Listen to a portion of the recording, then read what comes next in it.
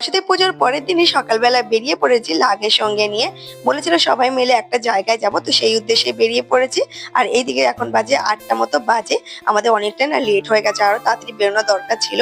তো এখানে দাঁড়িয়ে আছি অটোর জন্য, এমনিতে লেট হয়ে গেছে, তারপরে আবার ওইদিকে অটো পাচ্ছি না, কি মুশকিল বলো তো। তারপরে অবশেষে একটা অটো পেয়েছি। আর এইদিকে দেখো সিট পাচ্ছিলাম না, ঠিকঠাক করে বসতে পারছিলাম না, যেহেতু লাগেজটা সামনে ছিল, লাগেজটা রাখার জায়গা ছিল না, তাই জন্য আমি এইভাবে বসতে হয়েছে, আমাকে কিছু করার ছিল না। আর প্রচন্ড আমার যেহেতু ঠান্ডা লেগেছিল আগের দিন রাতে, তাই জন্য আমি ভালো করে এটা দিয়ে মুড়ি টুড়ি নিয়েছি যাতে ঠান্ডাটা একটু কম লাগে। হাওয়া দিচ্ছিল প্রচন্ড পরিমাণে। তারপরে আমরা চলে যাই সুভাষগ্রাম স্টেশনে। বাবা এখানে ট্রেনের টিকিট কেটে নিয়েছে, তারপরে এখানে দাঁড়িয়ে পড়েছি ট্রেনের জন্য। ফার্স্ট ট্রেন একটা গেছে, আমরা উঠিনি, কারণ প্রচন্ড পরিমাণে ভিড় ছিল, পাহাড় গলাবার জায়গা মোটেই ছিল না।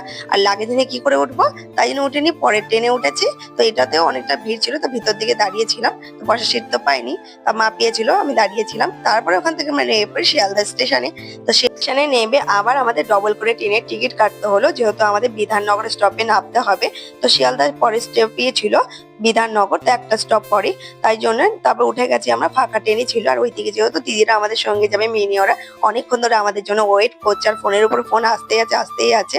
যেহেতু আমাদের বাড়িটা অনেকটাই দূরে, তো আমাদের একটু আগে বেরোতে হতো, আর আমরা লেট করে বেরিয়েছি অনেকটা। তারপরে অটো টটো পাচ্ছিলাম না, তারপরে ট্রেন মিস হয়ে গেছিল যেহেতু। আর দিদিদের যেহেতু এখান থেকে কাছে একদম, তাই ওরা কিছুক্ষণ আগে এসে দাঁড়িয়ে আছে, অনেকক্ষণ ধরে বলতে গেলে। তো এখানে দাঁড়িয়ে আছি আমরা, প্রথমে মুখ করছিল দিদিরা, তারপরে কিছু বলেনি, যেহেতু ট্রেন আমাদের 2 ঘন্টা 1 ঘন্টা পর পরে ট্রেন পাওয়া যাবে, অ্যাভেলেবেল আছে। তারপরে আমরা ট্রেনে উঠে যাই। আর এইদিকে দেখো এই পুচকুটা কি সুন্দর কিউট প্রচন্ড। আর এইদিকে আমরা এক জায়গায় না সবাই মিলে জায়গা পাইনি, মা বাবা সবাই বসছিল অন্য দিকটা, আর আমরা এখানে দিদি আমি মিনি আর বাবুই বসেছিলাম।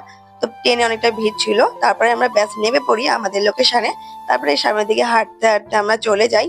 তো সামনে গিয়ে দেখি এখানে যে কি প্রচন্ড ভিড়, কি বলবো তোমাদেরকে, ভিড় আর ভিড়, মানে সব লোক যেন আজকে এসেছে। আর এখানে তো আসলে সব ভিড় হবে অবশ্যই, জানাই কথা। আর যখনই না আমরা কোথাও যাই না, তারপরেই দেখি না প্রচন্ড পরিমাণে ভিড় হয়, আগে অত দেখি না। তারপরে আমরা উঠে পড়েছি টেকারে। তো এই টেকারটা পিছন দিকে বসা যায় এইভাবে, অটোর মতো কিন্তু সামনের দিকটা। তো পিছনে দিদি আর মিনি বসে, আর পিছনে আমি আর বাবা বসেছিলাম। আর সামনের দিকে দিদি মা, দিদির শাশু সবাই মিলে বাবু ওরা বসেছিল। তারপর এখান থেকে নেমে যাই আমরা, নেমে এখন আমরা ঘাটের দিকে যাব। ঘাটের দিকে গিয়েই আমরা এখন নৌকো ধরবো। ট্রেনের ভিতরেই না বাবার সাথে এই লোকটার ভালো আলাপ হয়ে যায়। তো এই লোকটা বলছিল যে আমি আগের বছর এসেছি, সবকিছু চিনি জানি। আমরা যেহেতু ফ্যামিলি নিয়ে এসেছি, উনিও কিন্তু ফ্যামিলি নিয়ে এসেছে, তাই বলছিল আমাদের সাথে চলুন, আমরা সবকিছু চিনিয়ে দেখাবো, ঘুরে দেখাবো, আমাদের সাথে এক জায়গায় থাকতে পারবেন, কোনো অসুবিধা হবে না। তাই আমরাও ভাবলাম হ্যাঁ, আমরা তো সেরকম একটা চিনি না, তো ওনাদের সাথে যেতে পারি, তাহলে একটা দলটাও ভারী লাগবে আর একটা ট্রিপের মতো লাগবে। তাই আমরা ওনাদের সাথে যেতে লাগলাম। তো এখানে আমরা নৌকাতে উঠে পড়েছি। আর এদিকে দেখো, এদিকে ঘোরা হচ্ছে নৌকোটা। আর আমার মিনি তো এখানে প্রচন্ড এক্সাইট, যেহেতু কোনো